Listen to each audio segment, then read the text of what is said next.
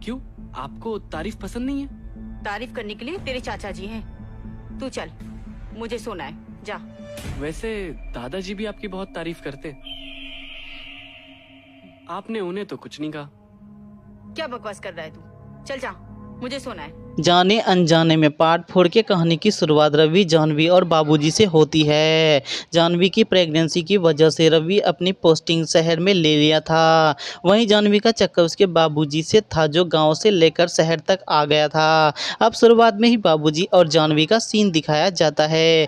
ये सीन काफ़ी इंटरटेनिंग होती है। अगले सीन में सभी डिनर कर रहे होते हैं। तभी रवि बाबूजी से कहता है कि स्वप्निल आने वाला है। स्वप्निल रवि का भतीजा होता है, तो इस पर बाबूजी भड़क जाता है और वह स्वप्निल के आने का कारण पूछता है। तो रवि कहता है उसका ग्रेजुएशन कंप्लीट हो गया है, तो आईटी की पढ़ाई के लिए यहाँ शहर आएगा। शुरुआत में जब तक उसको हॉस्टल नहीं मिल जाती वो यही हमारे साथ रहेगा। अब बाबूजी कहता है हमारा घर तो बहुत छोटा है, कहाँ खाएगा और कहाँ सोएगा, उसको बोलो कहीं और बंदोबस्त कर ले। तो इस पर रवि कहता है वो हॉल रूम है ना, वहीं सोएगा, और अपना अगर अपने काम नहीं आएगा तो फिर कौन आएगा। अब बाबूजी नाराज हो जाता है, गुस्से से खाना छोड़कर कमरे में चला जाता है। बाबूजी को स्वप्निल के आने की वजह से वह चांदनी को ठीक से प्यार नहीं कर पाएगा, इसलिए बाबूजी चाहता था कि स्वप्निल उनके बीच का कांटा न बने। अब रात में रवि जानवी के साथ पलंग तोड़ करना चाहता था, लेकिन जानवी पहले से ही बाबूजी के साथ रोमांस कर चुकी थी,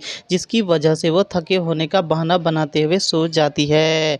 रवि रोमांस करना चाहता था। अगले दिन तीनों नाश्ता कर रहे थे, तभी स्वप्निल वहां आ जाता है। वहीं रवि स्वप्निल के लिए कहता है कितना छोटा था पहले, लेकिन अब देखो कितना बड़ा हो गया है। अब बाबूजी स्वप्निल से कहता है तू अकेले आया है, तेरा बाप साथ नहीं आया। तो स्वप्निल कहता है कि फसल कटने का समय आ गया था, जिस वजह से वह नहीं आ पाया। अब स्वप्निल सफर में काफी थक गया था, जिस वजह से वो सोने चला जाता है। वहीं रवि भी ऑफिस चला जाता है। दूसरी ओर जानवी कमरे में झाड़ू लगा रही थी, तभी बाबूजी पीछे से आके जानवी को जकड़ लेते हैं और प्यार करने लगते हैं, लेकिन जानवी को बहुत काम था, इसलिए वह कुछ करना नहीं चाहती थी। लेकिन बाबूजी का दिल है कि मानता नहीं और वह जानवी से जोर जबरदस्ती करने लगता है। अब जानवी बाबूजी को छुड़ाते हुए वहां से चली जाती है। बाबूजी के छोटे चेतन में हलचल हो रहा था, इसलिए बाबूजी हाथ से ही उसको शांत करता है। वहीं स्वप्निल कॉलेज के लिए जाने वाला था। जानवी उसके लिए चाय लाती है और स्वप्निल से कहती है कॉलेज तो जा रहे हो, लेकिन तुमने कॉलेज में किसी को गर्लफ्रेंड बनाया कि नहीं। तो स्वप्निल कहता है कि अभी तक तो नहीं, लेकिन जैसे ही बनाएगा सबसे पहले वो आपको बताएगा। और फिर वो जानवी से जानना चाहता था कि शादी से पहले उसका कोई बॉयफ्रेंड रहा है कि नहीं। तो जानवी कहती है जो भी है तुम्हारे रवि चाचा है, वैसे लड़कियों के मामले में तुम्हें कोई हेल्प चाहिए तो मुझे बताना, मैं तुम्हारी मदद करूंगी। स्वप्निल कॉलेज चला जाता है। वहीं जानवी को स्वप्निल के तकिए के नीचे एक तस्वीर मिलती है जो उसके गर्लफ्रेंड ताशा की होती है। वहीं स्वप्निल जब कॉलेज जा रहा था तभी उसके मोबाइल पर कॉल आता है जो उसके कॉलेज फ्रेंड की होती है, और वह स्वप्निल को कॉलेज आने से मना करता है क्योंकि कॉलेज में उस दिन छुट्टी हो गई थी और उसके फ्रेंड लोग सब क्लब जाने वाले थे, तो इसलिए वह स्वप्निल को भी क्लब आने को कहता है। स्वप्निल क्लब नहीं जाना चाहता था, लेकिन जैसे ही उसे पता चलता है कि ताशा भी वहां आने वाली है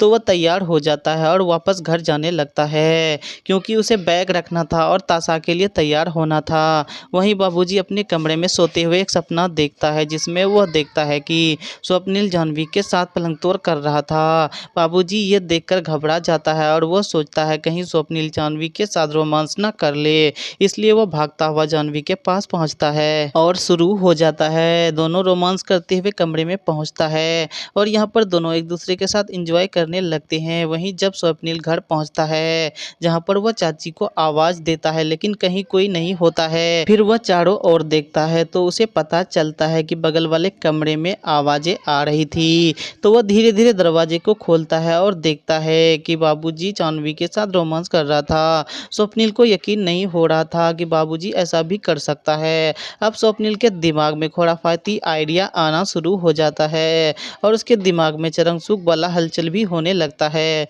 और वह जानवी के साथ रोमांस करने का मन बना लेता लेता है। वह दोनों के सीन का एमएमएस बना लेता है। यहीं पर पार्ट 1 की स्टोरी एंड हो जाती है। उल्लू की ये सीरीज उस समय काफी ज्यादा पॉपुलर हुई थी। सीरीज के अंदर दीपक शर्मा और जिनी जैज ससुर और बहू के कैरेक्टर में खूब लोकप्रिय हुए थे। इस सीरीज के बाद इन दोनों की जोड़ी हमें मूवी की सीरीज जानबूझकर में देखने को मिला था। इसी तरह की लेटेस्ट सीरीज की स्टोरी के लिए आप हमारे चैनल फैंटेसी फॉर यू को सब्सक्राइब करें।